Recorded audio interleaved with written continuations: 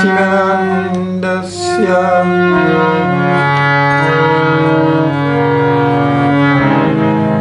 Jnananjana Shalakaya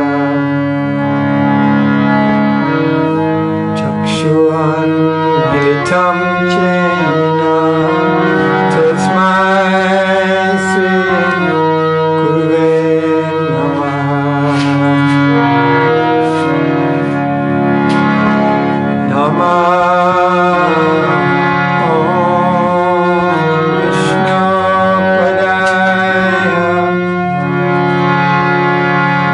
Krishna Prashnaya Bhutale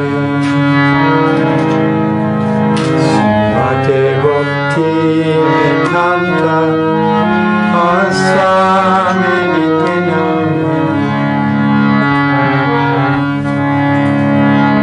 Namaste Saraswati Devi Gaurabhani Pracharini Nirvishesha Shanyavadi Pasyatya Shatarine Sri Krishna Caitanya Prabhu Nityananda Sri Advaita Gadadhara Srivasadi Gauranga Bhaktavrinda.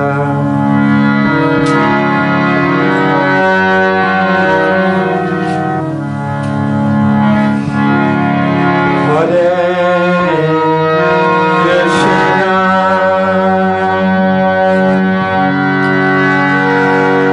Hare Krishna Krishna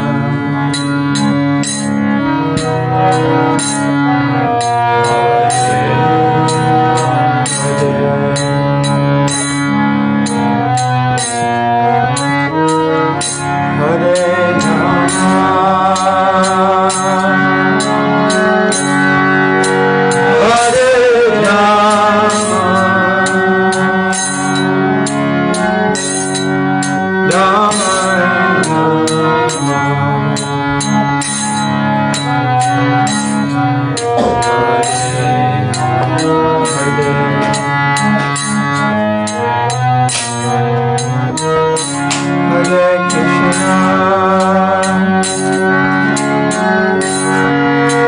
Hare Hare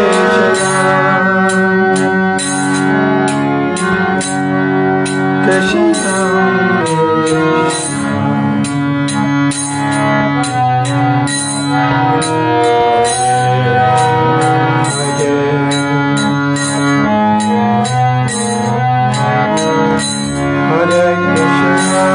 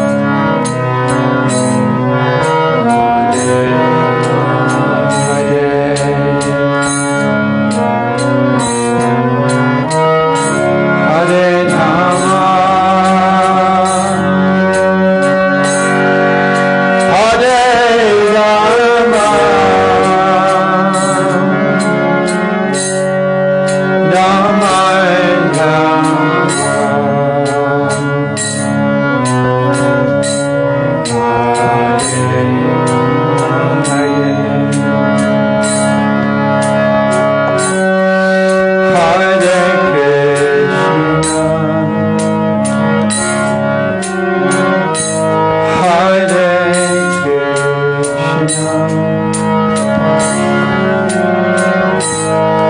Krishna,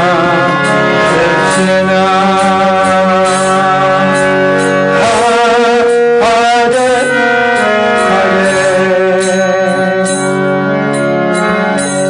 Hare Rama, Hare Rama,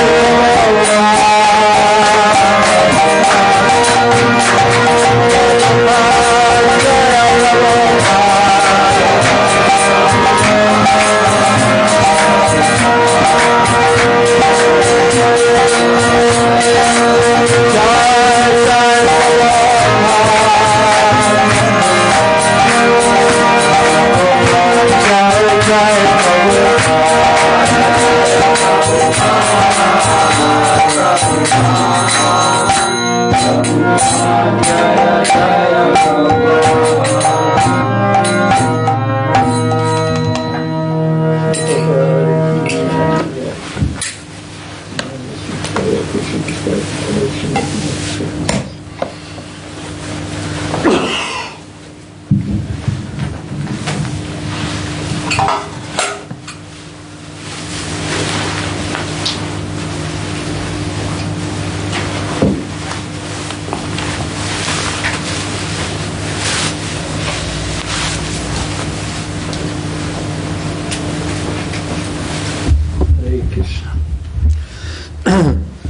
Om Ganataminandasya Jana Jana Sulakaya Saksu Samilatan Tasmai Sri Gurave Namah Sri Caitanya Manabhistam Stapitam Jena Bhutale Sayam Rupa Kadamayam Dadati Sa Pandantikam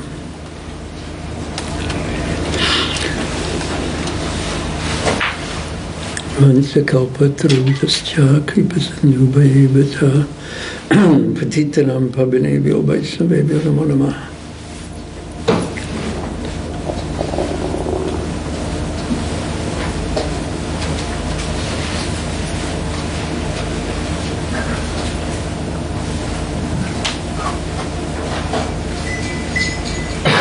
Hare Krishna. This week we begin the fourth chapter of Madhya Lila, and this chapter has two parts. And the first verse of the chapter describes those two parts. Yasmai datum chorayan chira bandhan gopinath chira choraviddo adbhut. So Krishna's Kaviraj Goswami, he offers his respectful obeisances unto Madhavendra Puri, who was given a pot of sweet rice stolen by Sri Gopinath, the Gopinath deity. And therefore the Gopinath is celebrated as Chira Chora. Chira Chora. And the second part, so the first part is the pastime where the history of Madhavendra Puri is going to Ramuna and going before Gopinath, and Gopinath deity stole the pot of sweet rice for him. And then Sri Gopala Padura Sad Vashasan Yat Prem Natan Madhavendram Natosmi. Being pleased by Madhavendra Puri's love, Sri Gopal, the deity of Govardhan, appeared to the public vision. So this chapter is going to describe the appearance of Gopal, the Gopal deity, in Vrindavan. And the reason why Gopal came is because of the great love, the prem of Sri Madhavendra Puri. So he appeared to public vision in that way.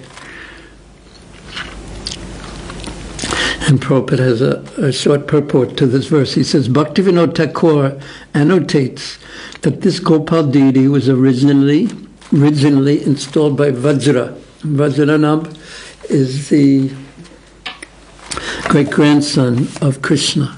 So this deity is very old. Madhavendra Puri rediscovered Gopal and established him on the top of Govardhan Hill. This Gopal deity is still situated in Nathdwar and is under the management of the descendants of Ballavacharya. The worship of the deity is very luxurious. It's very wonderful. Raise your hand if you've seen Srinathji Gopal in Nathdwar. No? You didn't see him? No. Muralidhar, did you see him? Yeah. He's quite wonderful. And the devotees worship him with such devotion and love. And when you're in front of... Excuse me? He saw, but it's okay. When the devotees are in front of him, there's such a wave of devotees more or less pushing you, get caught up in the wave, and if you try to fight the wave, you'll become angry at everyone.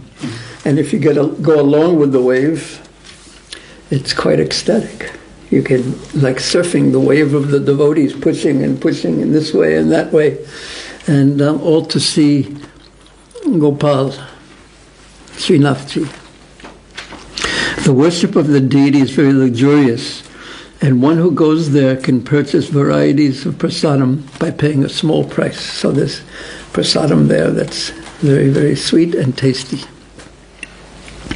Continuing, Srila Krishnadas Kaviraj Goswami says, Jai Jai Gaura Chandra Jaya Nityananda Jaya Dvaita Chandra Jaya Gaura Bhaktavinda.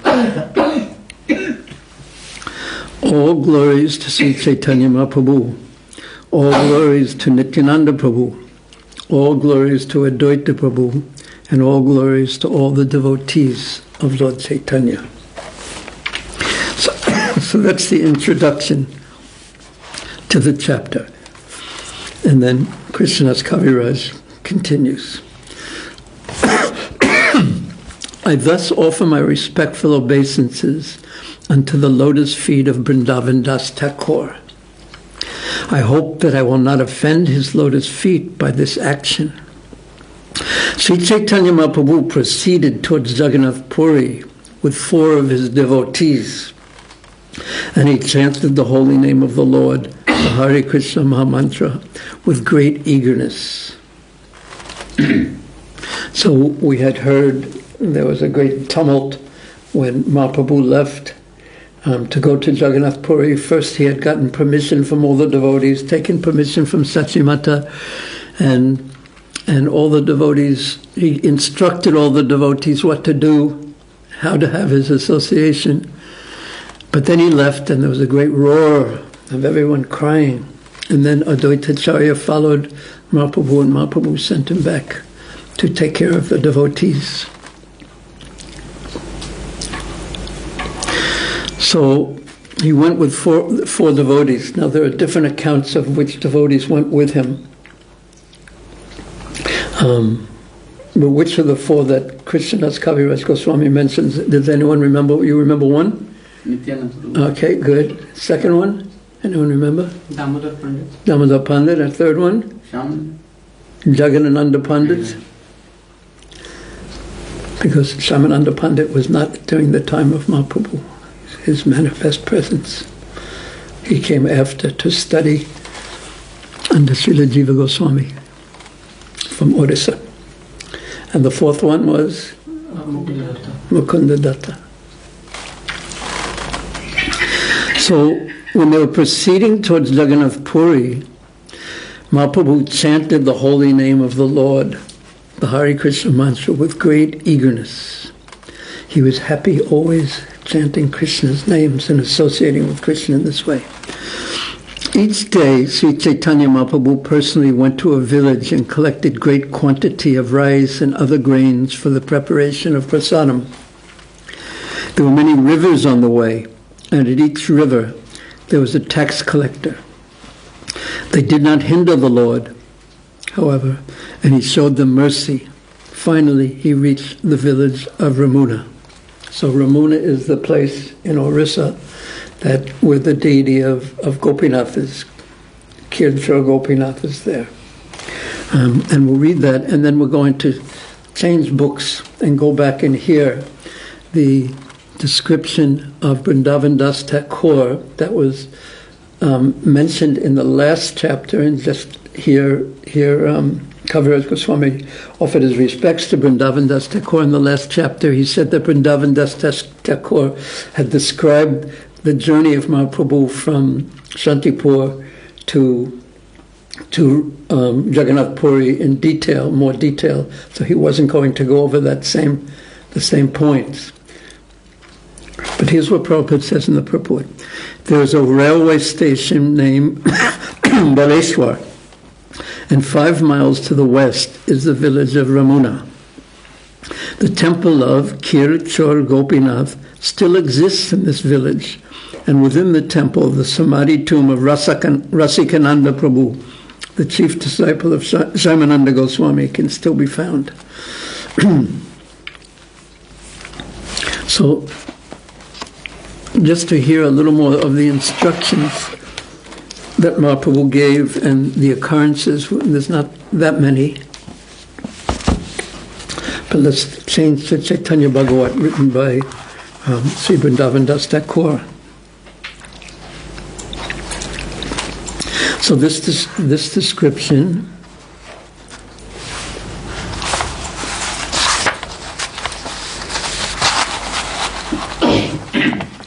which is just after Mahaprabhu took sannyas, the first chapter of Madhya Lila of Caitanya Bhagavat, or Antya Lila rather. Maybe you can sit over there, or maybe drink some water, and I'll do the same.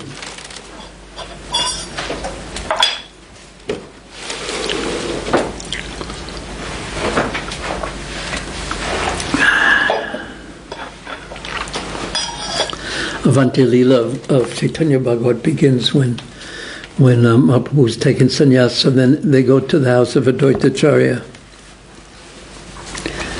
And then in the second chapter, they leave the house of Advaitacharya, the devotees.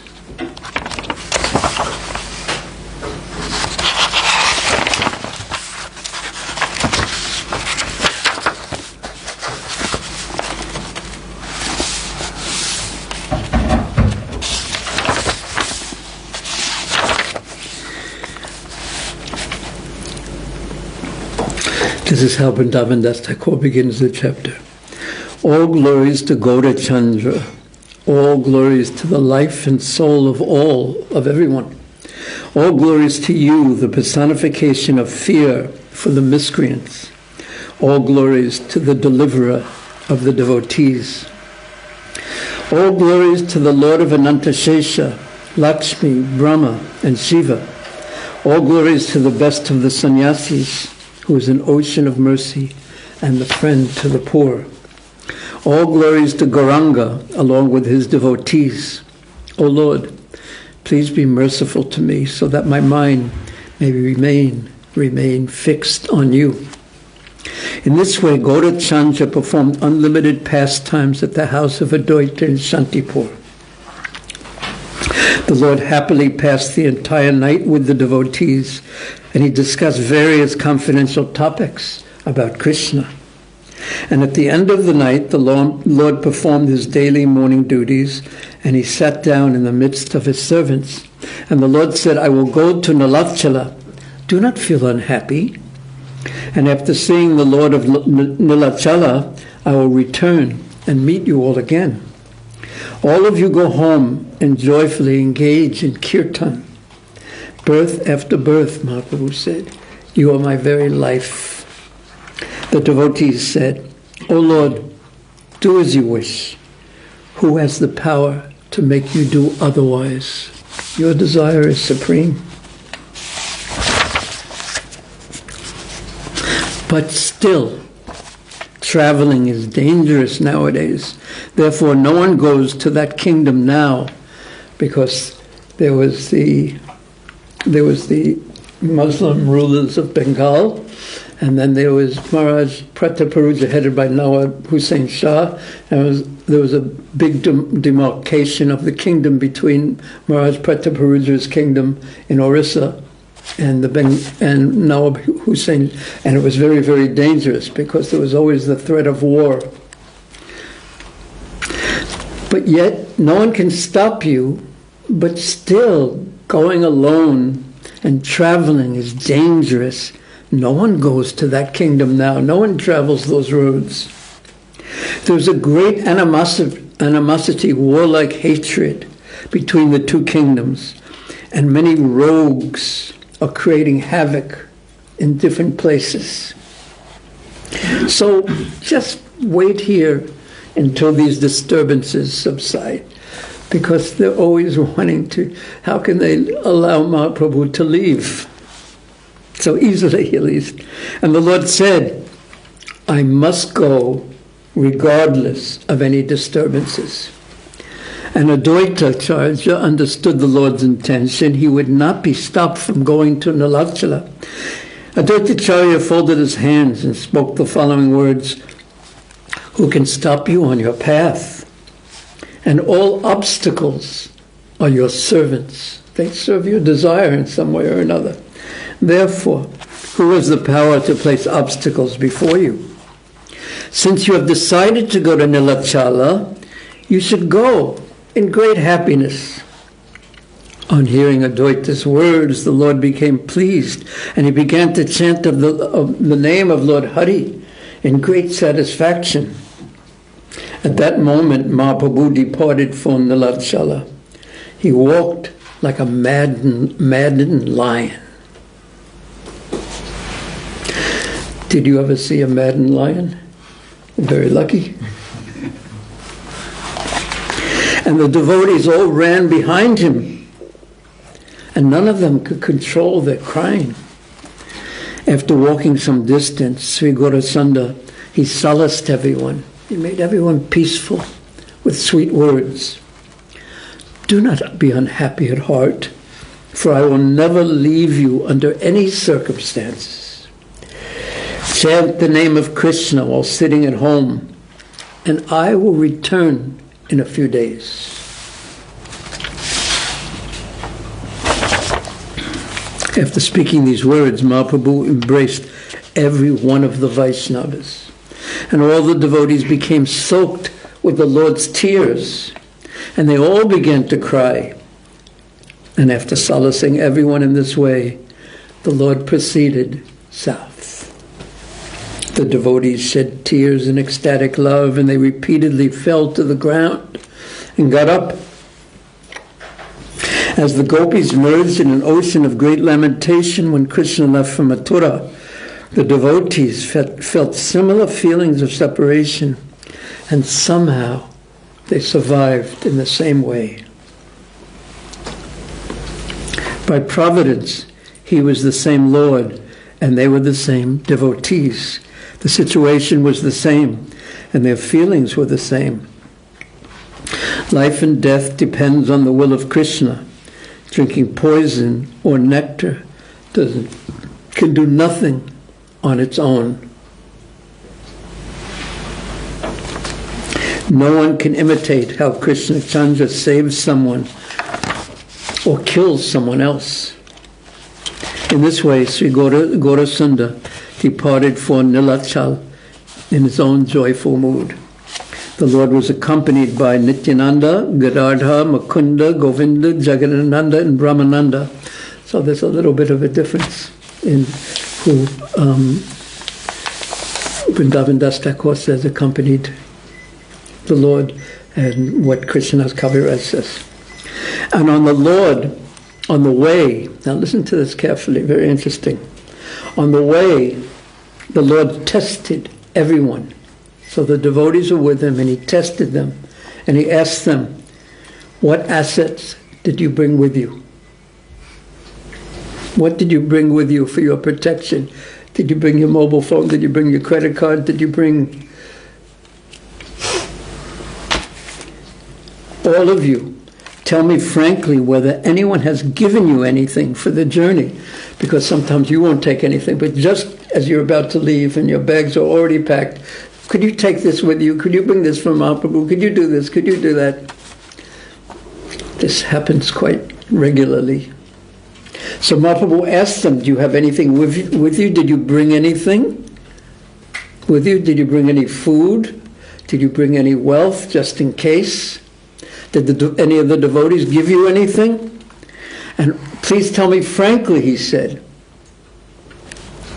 And the devotees all replied, O Lord, who has the power to bring anything without your permission?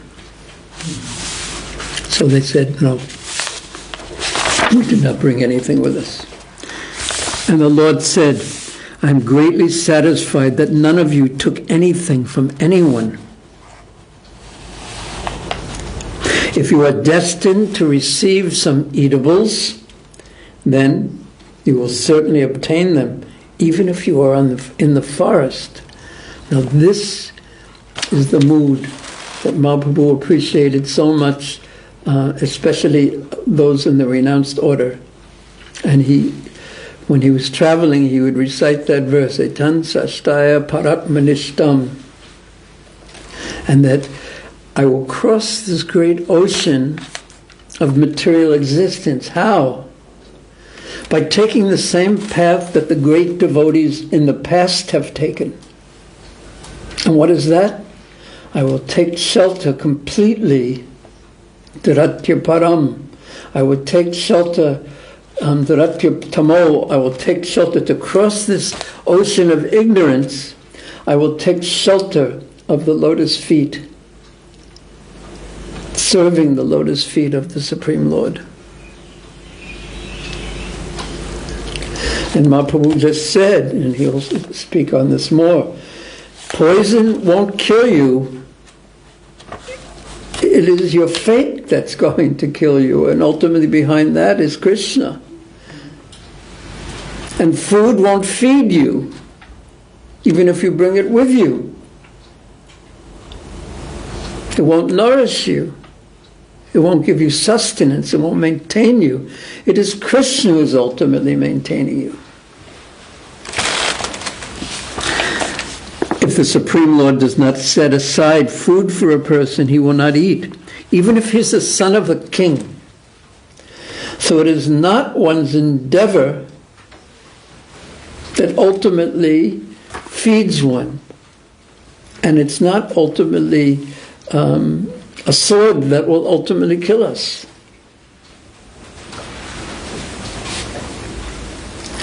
Now so we'll finish reading it and discuss this. Without the Lord's sanction, one may not be able to eat even if there is food, for he may suddenly quarrel with someone, and when you have a fight with someone, then you're not in the mood to eat. In an angry mood, the person may say, I will not eat today. He may even touch his hand to his head and sweat in that effect, in such a bad mood and so upset I can't even eat. Otherwise, one may have all varieties of eatables, but he may suddenly be afflicted by a fever. So it is not the food present before us, it's the circumstances that will allow us to eat or not eat. And the circumstances ultimately have Krishna behind them. So a devotee can travel anywhere fully dependent on Krishna and not be in anxiety. Krishna has supplied food for the three worlds. If he desires, one will certainly obtain it. In this way, the Lord personally taught everyone.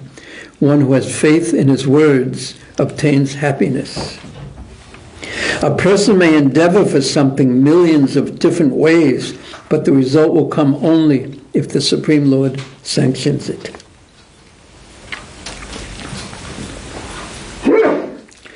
As the Lord revealed the truth in this way, they came to the village called Atisara. So anyone want to say anything about that at this point? Because you can take it on two extremes. The materialist, he thinks what? He thinks everything is the product of my endeavor. I've worked hard, and therefore I've gotten this wealth, and therefore I will enjoy the wealth. But is it really the work that has gotten you the wealth? I mean, and that has made you a millionaire or a billionaire? Is it your work? Because so many people are working, and not everyone becomes a billionaire because of their work. So there are other forces playing other than one's endeavor, one's work. And ultimately, the force that's at work is Krishna. And on the other side, someone may have some disease, and he goes to the doctor, and goes to see some health practitioner, and says, please cure me. And I once spoke to a nurse who said, the most difficult thing for me, I asked her, what's the most difficult thing for you as a nurse? And the nurse said that the most difficult thing for me is that when people come to a hospital where I work, they expect me to cure them. They expect to be cured here. So when I have to tell them that it is not us who can really cure you, you're in hands greater than ours or your own, that is very difficult. Why is it difficult? Because it's not at all what people want to hear. And when you go to a hospital, when you go to a doctor, we expect that they're going to cure us, but it's not actually a reality. We're taking shelter of illusion. By Krishna's grace, this is what Mahaprabhu was teaching, one will get cured. So does that mean, on one extreme, the materialist thinks it's my work that does everything. Kartahamati manyate, I am the doer, I am making everything happen. And on the other side, one can say, well, Krishna's going to feed everyone. He's going to feed me. So therefore, I'll just sit here and relax and just wait for the food to be delivered. What do you think of that plan? It works for you, yeah? Your mother delivers the food, yes?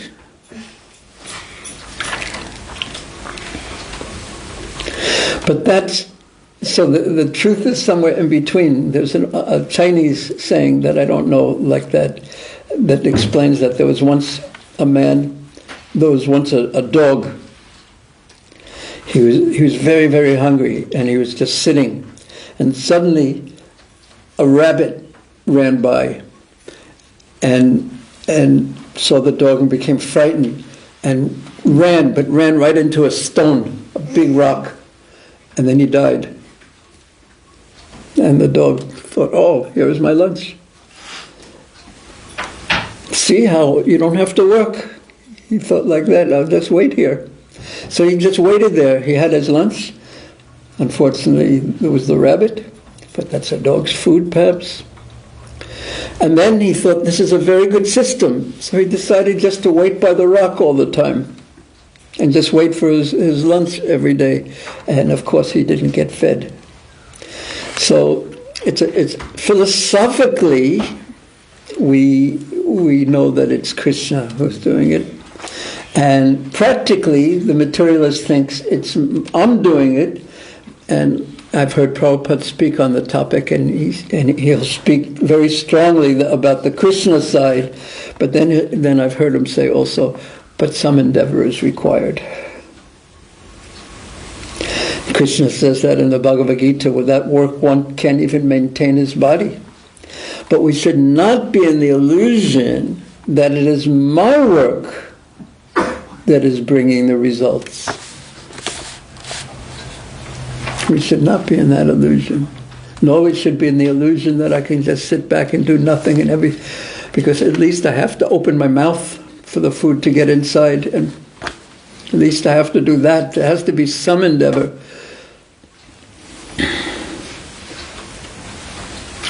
But some people, they have such faith that they don't have to do anything. Just have to manage all the money that Krishna has dropped upon them.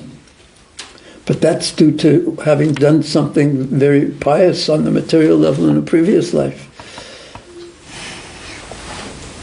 So some work will be there, but we shouldn't spend our whole life just working to get some material result that we will use for our pleasure and then become proud. Look what I've done. Look what I've done.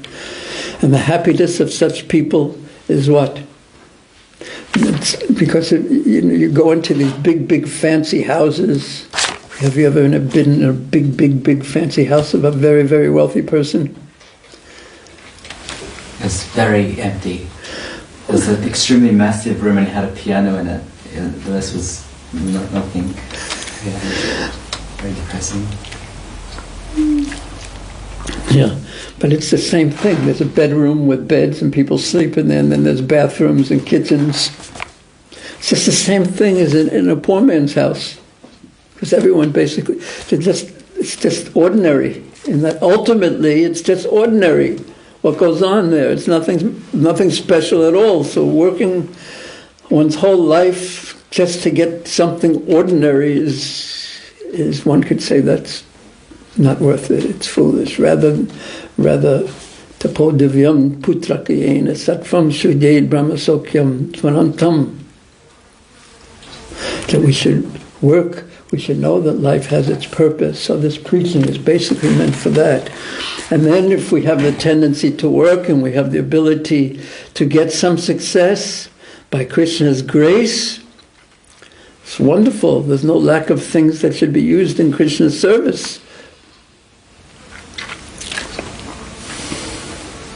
So Mahaprabhu taught in that way. And then they reached a village called Atisar. And there was a most fortunate saintly person named Sri Ananta. And Mahaprabhu stayed the whole night there. The Lord came and stayed at his house. Who can describe the limit of his good fortune? So why did Mahaprabhu say that after preaching that you don't need anything, you're completely independent? This is the way to travel in the world. Actually, if one has detachment and minimizes rather than maximizes his needs, then one is so much more peaceful. And the more we think that we need, because actually we need a lot less than we think that we need, the more that we think that we need, the more anxiety we're in trying to get it, see other people have something we don't have and protect it. So much anxiety. I once met a person who, when he was young, I met him when he was in his 20s, but when he was young, he said that he left his home country in Europe because there was a war going on. And not only he left, everyone in the village left because it was in the middle of a war. So, and he said that when you leave your home, there are so many things that you want to take with you, that you're used to, that for your convenience, that you think you need. And he told me, we all had to walk. And on the side of the road, there were so many things that people decided that it's not worth it for me to carry it because I'm carrying everything on my back. It's just not worth it for me. So people would throw away this and throw away that. The rich man had to throw away his piano because it was too heavy to carry, even though it had wheels. He had to pull it. So on the side of there were so many valuable things that no one would take them because you have to carry them. So Mahaprabhu, despite his teaching that food will come, don't worry about it, he stayed at the house of a very fortunate person because this person was a great devotee. He wanted to give him a gift. And we spoke about it a little bit last week. This is a place north of Calcutta known as Varahanagar, where this devotee, he was greatly magnanimous. He became so blissful that he had no external consciousness. The Lord of Vaikuntha became his guest and therefore happily began to arrange the Lord's lunch.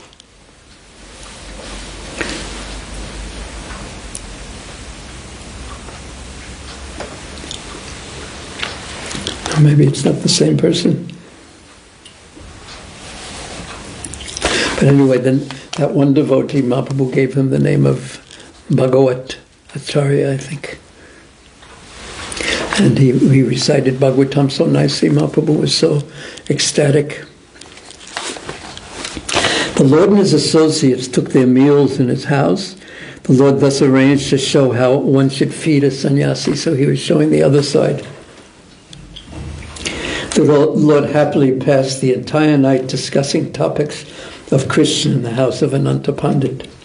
In the morning, the Lord glanced mercifully on Ananta Pandit and chanted the name of Hari as he departed.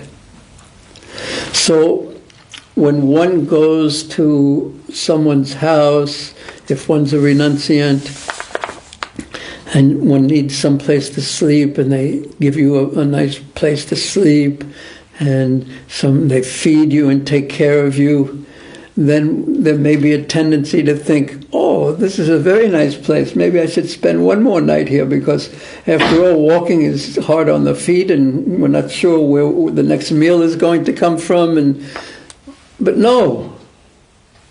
Sometimes one would sleep under a tree, sometimes one would sleep under in a soft bed perhaps, and someone may get fed a wonderful meal, cooked with devotion, and sometimes one may have to eat the roots and leaves. But the point is that, okay, Krishna, this is what you've arranged for me. Hare Krishna. And the point is that this level of enjoyment should not be my pleasure, the level that I'm getting my pleasure on. The level I get my pleasure on is much deeper, or looking at it from another point of view, it's much higher. It's spiritual. It's the soul's relationship with Krishna, and therefore Mahaprabhu was always chanting, always tasting that and teaching how to actually be a renounced servant of the Supreme Personality of Godhead. The same Lord whose lotus feet are rarely seen in the hearts of the topmost yogis was now walking before the vision of all. In this way, the Lord walked along the bank of the Ganga until he happily arrived at Chhatrabhoga. Hear attentively the following narration of how Ambulinga Shiva appeared there. So there's an explanation of that we won't hear attentively now, but maybe at a different time.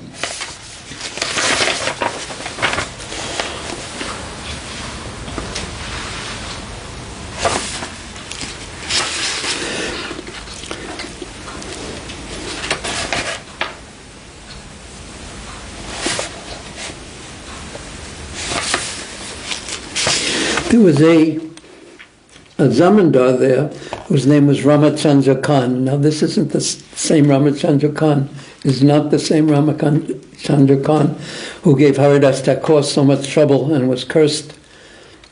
And he gave Nityananda Prabhu, insulted Nityananda Prabhu and lost everything. This is another, this one redeems the name of Ramachandra Khan. Although he was a sense enjoyer, he was greatly fortunate. Otherwise, how could he actually see the Lord? By the arrangement of providence, he met the Lord. When he saw the Lord's effulgence, he became filled with awe and immediately got down from his palanquin. Have you ever ridden on a palanquin? Have you?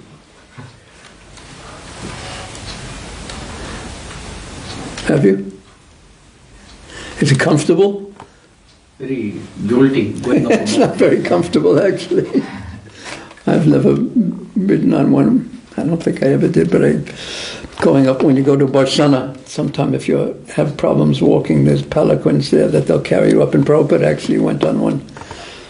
There may be an art to sitting on a palanquin, but if you don't know the art, it's very uncomfortable. It goes back and forth, and jolting. Jolting is the right way, yeah. Especially if the people carrying it aren't completely coordinated. So when he saw Mahaprabhu's effulgence, he was so attracted.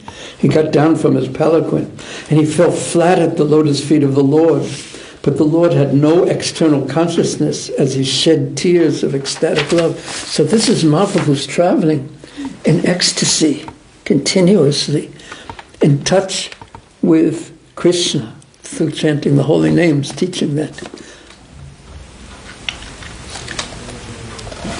The Lord fell to the ground and cried profusely by repeatedly calling out, Jagannath, Jagannath, Jagannath, because he was looking forward to getting to Puri so he could have darshan of Jagannath.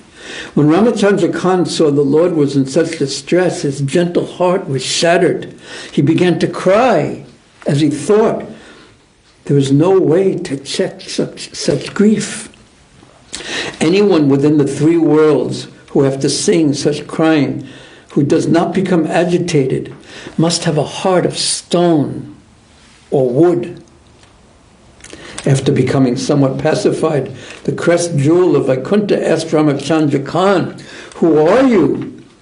Then another person there informed the Lord, "He is the administrator of the southern province." The Lord said, "It is good that you are the administrator. Tell me how I can quickly reach Nilachala to see Lord Jagannath." As the Lord spoke, tears of love flowed from his eyes. He then fell to the ground, exclaiming, "O Nilachala Chandra, the moon of Nilachala, of Niladri, of Purushottam, Ketra, O Lord Jagannath." Ramachandra Khan replied, "Listen, Mahashai, it is certainly my duty to do whatever you order. But Lord, the situation is very tense right now. There is no travel between the two states. The king's men have booby-trapped the road with sharp spears. What they did was they put pointed spears in the road, pointed upward, so if an army would come marching, they would be stabbed in the feet and wounded. They put sharp spears in the road, and if they happen to find a traveler, they accuse him of being a spy, and they kill him. Oh Lord, listen carefully. I am apprehensive about which way I can send you in secret. I am the army commander, and I oversee this area. If I am caught helping you, then I will be in trouble. Still, O Lord, I will somehow or other certainly fulfill your request." So sometimes we have this conundrum or puzzle. Should I help Krishna, or should I protect myself? Sometimes they're not in conflict, but sometimes they are in conflict. That I may really lose something. I'll be in trouble. They may kill me if they find that I'm helping you. They'll say he's a spy and you've helped the spy. And if he's a spy and you've helped the spy, what does that make you? A spy also. And you know what we do with spies? Kill them. Dangerous.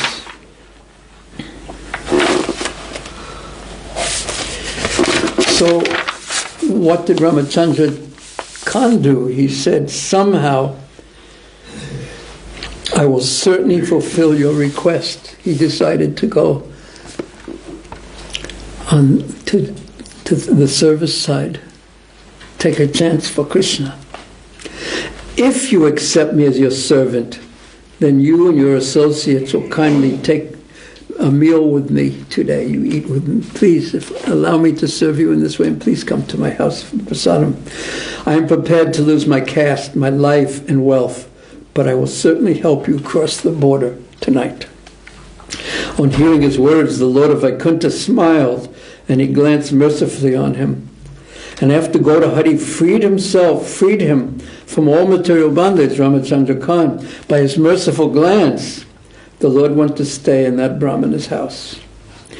Thus the Brahmana's house became sanctified as he directly perceived the fruit of his past pious deeds. The Brahman's heart filled with devotion as he began to cook for the Lord with great care. The Lord ate only as a matter of formality, for he was so absorbed in his own ecstatic mood that he could not be diverted even for a moment. He was so fixed, "I am going to see Lord Jagannath."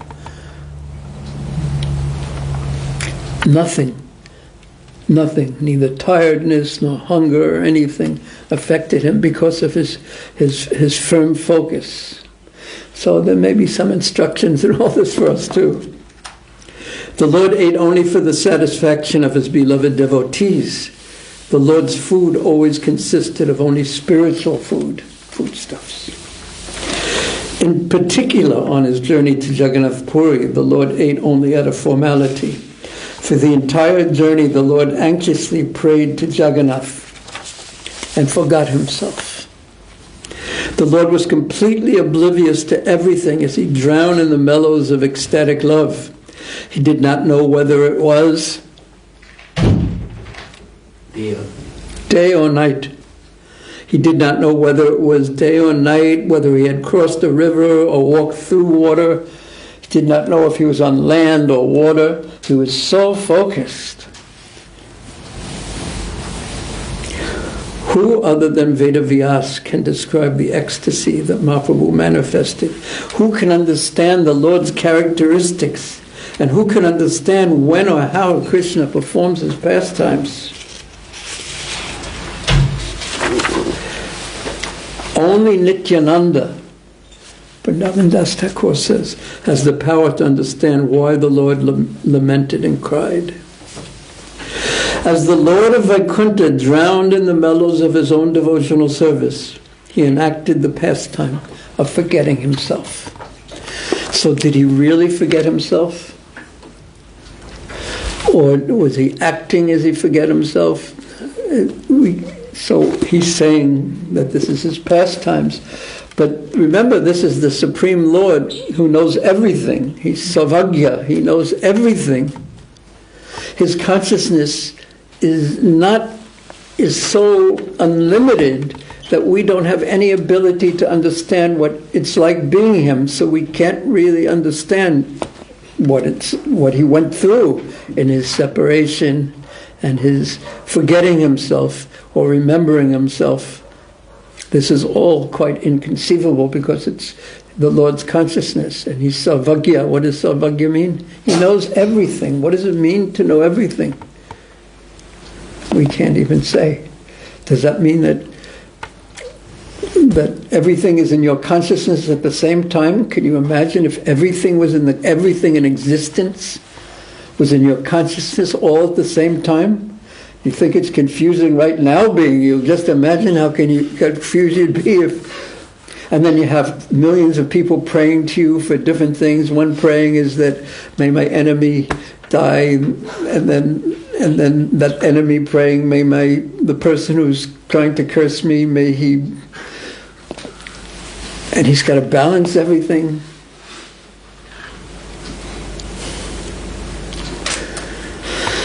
Yes. What do you think? Is it hard being the Supreme Personality of Godhead? Well, my imagination is not big enough to even imagine. Yes, this is the proper answer.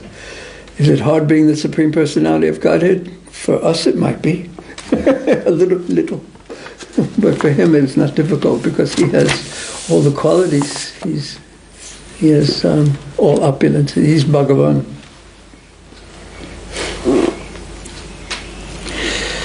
The Lord meditated on his own form as Jagannath, and he exhibited lamentation to teach others. If the Lord did not glance mercifully on the living entities, who would have the power to know him? The Lord then sat down to eat with his dear associates, headed by Nityananda. After taking a morsel of rice, Gaurahari stood up and roared loudly. The Lord became overwhelmed as he washed his hands and mouth and repeatedly asked, "How far is it to Jagannath Puri?" As soon as Mukunda began to perform kirtan, the Lord of Vaikuntha began to dance. All the pious persons of Chhatrabhoga watched as the Lord, who enjoyed pastimes in Vaikuntha, danced. Who can understand the mystery of the Lord's display of transformations of ecstatic love, like crying, like shivering, like roaring? The hairs on his body stood on end. He became stunned. He perspired. Who can understand the ecstasy that was going on inside that caused these external manifestations? The wonderful stream of tears that flowed from his eyes resembled the descent of the Ganga in the month of Bhadra during the monsoon season. Everyone there in Chhatrabhoga was bathed by the tears emanating from the Lord's eyes as he whirled around and around as he danced. That is why he is described as the incarnation of love of God, Prema Maya Avatara. None other than Caitanya Mahaprabhu, Caitanya Chandra, had such power. After 9 hours of the night passed in this way, Sri Gaurahari became pacified. Gaurasunda became pacified. Everyone there thought that hardly a moment had passed. They were all delivered by the mercy of Lord Chaitanya. At that time, Ramachandra Khan came and said, "Oh Lord, the boat has arrived at the Ghat." See, Gaurasunda immediately chanted the name of Hari, and he went to sit in the boat. The Lord cast his auspicious glance on everyone and sent them home. Then he departed for his own abode of Nilachal. By the order of the Lord, Sri Mukunda Mahashaya began to perform kirtan as the Lord boarded the boat. The foolish boatman said, "I am in doubt. I think we will not survive the day." What? Why did he say that? This is why. If we reach the shore, the tigers will attack us. Would you be afraid if tigers were going to attack you? Yeah. And if we fall in the water, the crocodiles will eat us. And rogues and thieves constantly move about these waters. If they catch anyone, they take both his wealth and his life. Therefore, O Gosai, until we reach Orissa, please remain silent. When they heard the boatman's words, they became somewhat hesitant. The Lord, however, continually floated in the water of ecstatic love, and after a while the Lord stood up and he loudly roared. He said to everyone, "Why are you afraid? Can't you see the Sudarshan Chakra escorting us? It always removes the obstacles faced by a Vaishnava. Do not worry. Chant the glories of Krishna. Don't you see Sudarshan guiding us?" On hearing the Lord's words, all the devotees joyfully began to perform kirtan. Mahaprabhu used this situation to teach everyone, Sudarshan always protects the devotees.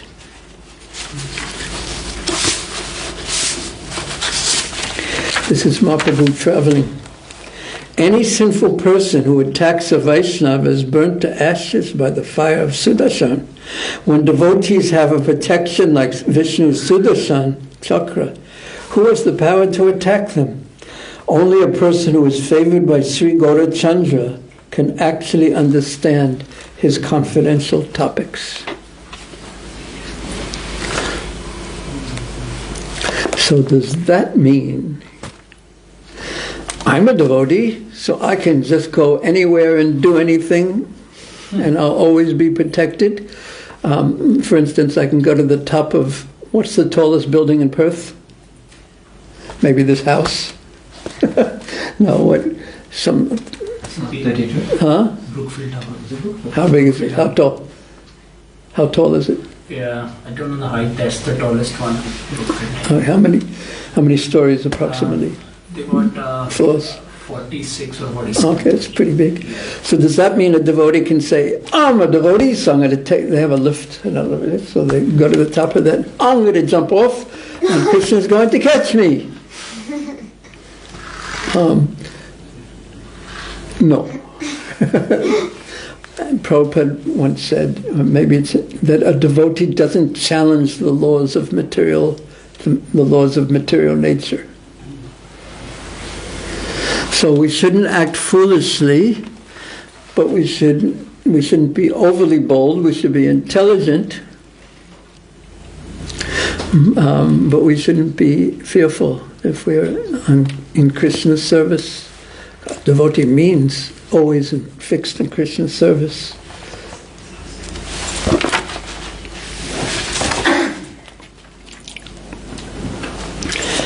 Only a person who is favored by Sri Gaurachandra can actually understand his confidential topics. In this way, Mahaprabhu was merged in the mellows of Sankirtan as he entered the kingdom of Orissa. When the boat arrived at Sri Prayaghat, Mahaprabhu stepped onto the shore, and anyone who hears about Gaurachandra's arrival in Orissa floats in the mellow of ecstatic love. After joyfully arriving in Orissa, the Lord and his associates offered obeisances. There, at the place known as Gangaghat, Lord Gaurachandra took his bath. After taking his bath, the Lord offered his obeisances to the deity of Mahesh that was established there by Yudhishthira Maharaj. Gaurachandra and his associates were most happy to have entered Orissa, closer to Lord Jagannath. The Lord then left his associates in one temple and went out to beg alms.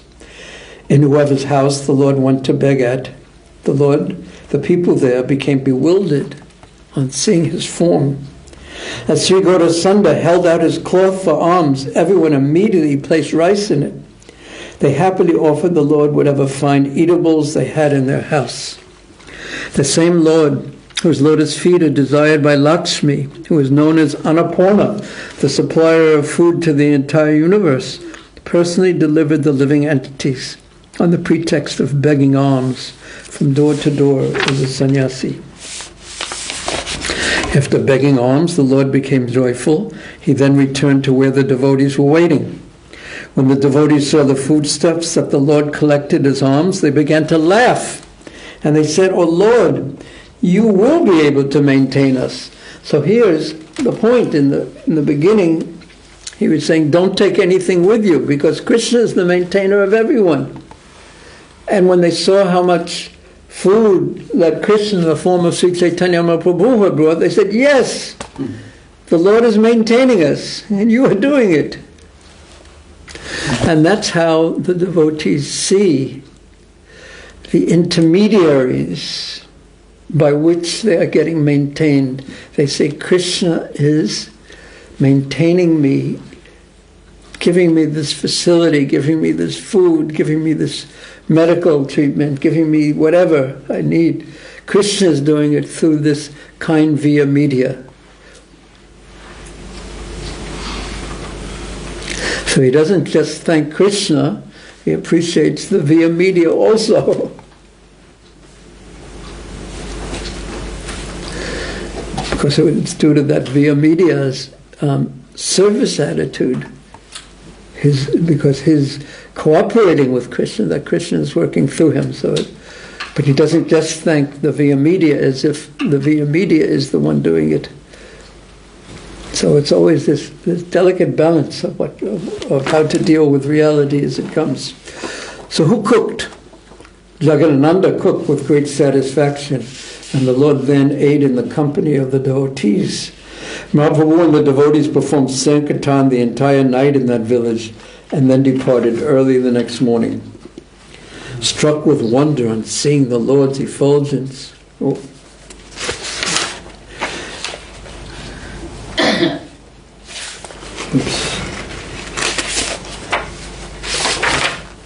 Struck with wonder on seeing the Lord's effulgence, he asked how many...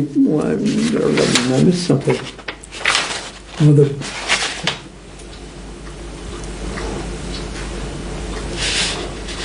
Oh yes.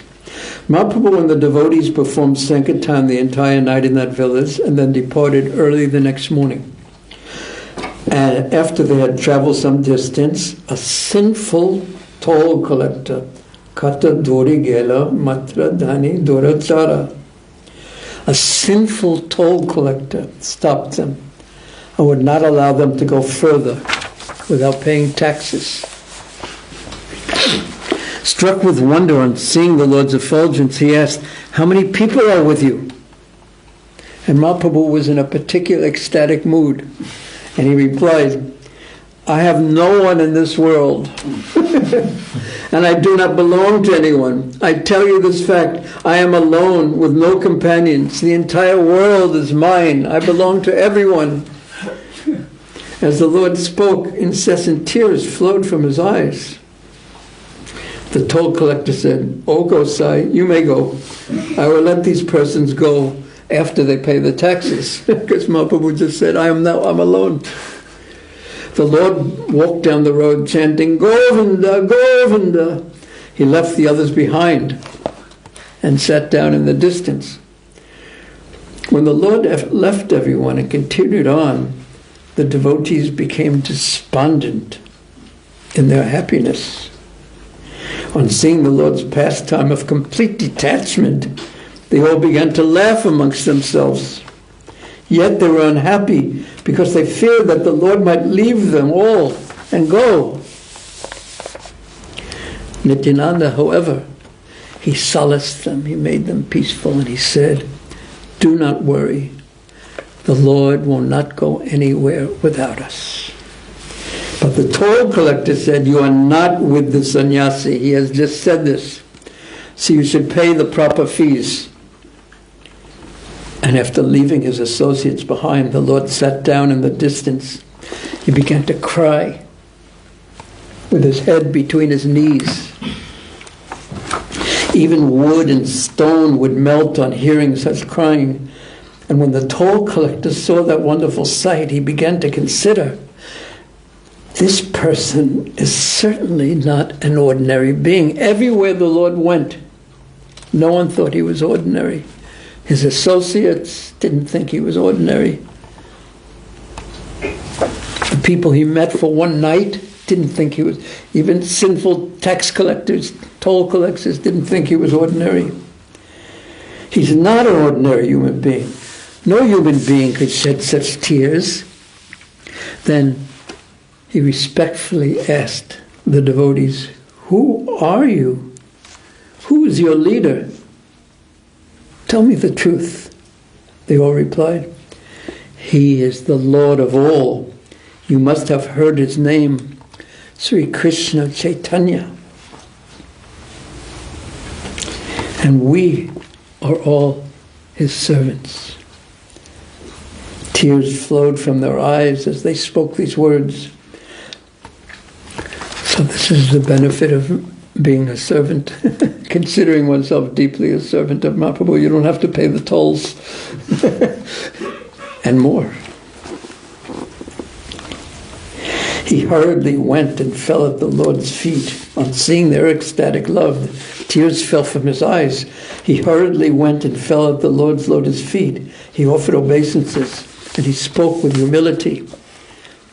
"Seeing you," and this was a sinful person, upon seeing Mahaprabhu, his ecstasy was so great that it overflooding from him, it poured upon everyone and washed away everyone's material life. "Seeing you is the fulfillment of whatever piety I have accumulated in millions of lifetimes. O ocean of mercy," the tax collector said, "please forgive my offenses. Go quickly to Nilachal and see your Lord." After casting his merciful glance on the toll collector, the Lord of all living entities chanted the name of Hari and departed. Gaurasunda will deliver everyone except the sinful, ill-behaved offenders of Vaishnavas. Even demons were transformed by hearing the qualities and names of Lord Chaitanya. Only the most sinful miscreants do not accept him. In this way, the Lord of Vaikuntha glanced mercifully on everyone as he continued on his way to Nilachala. In his own ecstatic love, the Lord did not know which way to go. Day and night, he was overwhelmed from drinking the mellows of ecstatic love. And then he's near to Puri now, and we'll stop here. And tomorrow and next week we will go to Ramuna and meet Gopinath. Oh, we went late. Any questions? Any minute or two of questions? Yes. Guru Maharaj, this Gopal deity on top of Govardhan Hill, is the same deity has become Srinathji, same with the raised hand of carrying the. Okay.